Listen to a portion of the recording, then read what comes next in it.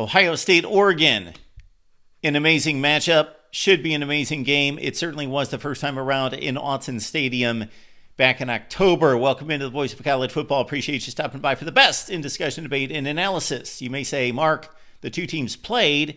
Compare and look at that game. We will. I've watched the first half. I'm in the process of watching the rest of the game and taking notes to review what we may see that is the same, that is different from the Ducks' 32-31 win over the Buckeyes. But right now, we're going to match up the numbers against common opponents. Of course, Oregon, with its Big Ten championship game win over Penn State, went 10-0, 10 for 10 in their first season in the Big Ten in winning the conference championship. The Buckeyes lost 2 of 9, losing to, of course, Oregon and the hated Wolverines of Michigan. Let's break down that first matchup. Michigan State, poor Sparty, had to take on both Oregon and Ohio State, did Jonathan Smith and Aiden Childs in their first 2 Big Ten conference games. Oregon won by 21, Ohio State won by 31. But you know what? I watched both of these games, and Oregon was the much more dominant team in their matchup against Michigan State. They led 31-0 before they gave up 2 meaningless scores late in the game against Michigan State. Also, keep in mind that Dylan Gabriel threw 2 end zone interceptions. Oregon completely trucked Michigan State. Look at the rushing advantage by 154 yards, 73 yards through the air. Even though Michigan State completed passes for almost 1 yard per play more than Oregon. And, of course, the Ducks more dominant in converting 3rd and 4th downs, 8 of 14, as opposed to holding Michigan State on 4 of 13. Ohio State went to Michigan State to open up Big Ten play back in September, and it was a competitive first half as Michigan State traveled into Buckeye territory on a number of occasions. They got stopped on a 4th and inches in the red zone and also turned over the ball as they were marching in for a score against Ohio State. Then the Buckeyes put it on overdrive after leading just 17-7 at halftime, winning 38-7. There you see the Ohio State advantage in rushing yardage, although Michigan State in pass yardage led by 99 yards. Of course, they had to throw it in the second half. The Buckeyes much more effective on 3rd and 4th downs at over 50%, Sparty at just 20%.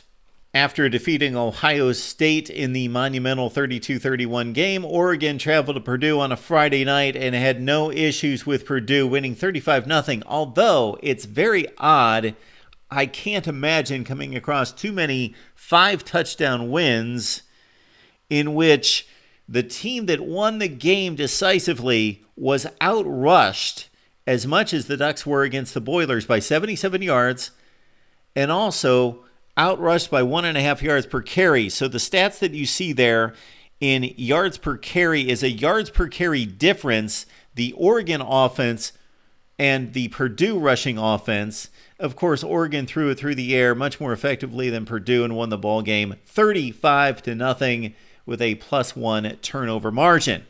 Ohio State also with a shutout against the Boilers at 49-0. There you see the decided yardage figures in both rushing and passing, although the Boilers were able to move it in the first few drives, but Ohio State stuffed them in the red zone, and then really Purdue could do nothing right after that as the Buckeyes cruised by 7 touchdowns. Now we get to the 2 more meaningful matchups. Oregon, Penn State in the Big Ten championship game. The Ducks ran out to a 21-3 and 28-10 leads.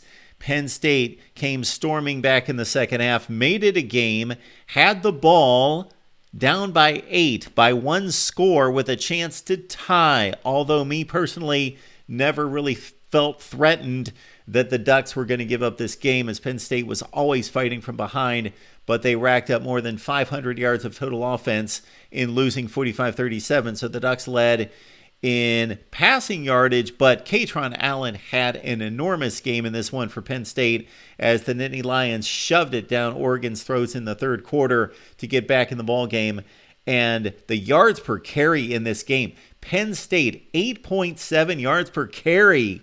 And so even though the Ducks moved it pretty well against Penn State on the ground in gaining 4.5 yards per carry, which is difficult to do against the Penn State defensive front, again, Penn State with Allen and Singleton, 0.7 yards per carry.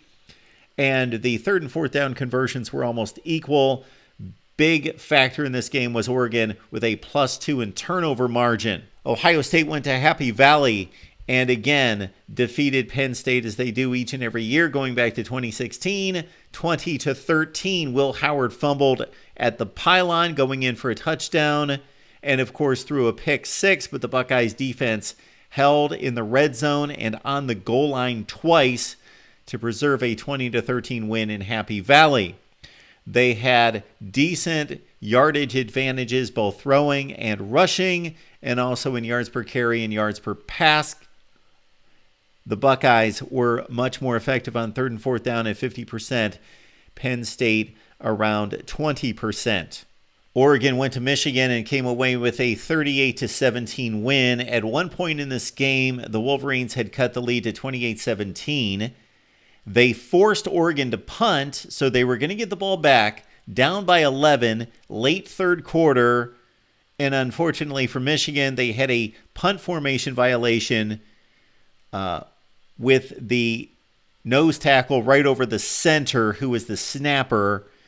And therefore, that's a violation, and Michigan gave up the football. Oregon drove it down for a field goal to lead by 2 touchdowns, but Michigan had a shot to cut it to a one-score game because they had the situation in which they scored the touchdown to make it 28-17, had the punt situation that gave the ball back to the Ducks, who kicked a field goal, and Michigan also could have cut it to a 4-point game as they were inside the 10-yard line, but they gave it up on downs. But Oregon statistically dominated this game by 71 yards rushing, 129 yards passing, and even 470 to 270 yardage advantage for Oregon in outgaining Michigan by 1 yard per carry and 2 yards per pass, and much more effective, as you see there, on third and fourth downs, converting 66% of the time against Michigan's defense. Ohio State and Michigan, this is just a different game, isn't it? As Michigan, for a fourth consecutive year, defeat the Buckeyes 13-10 this time,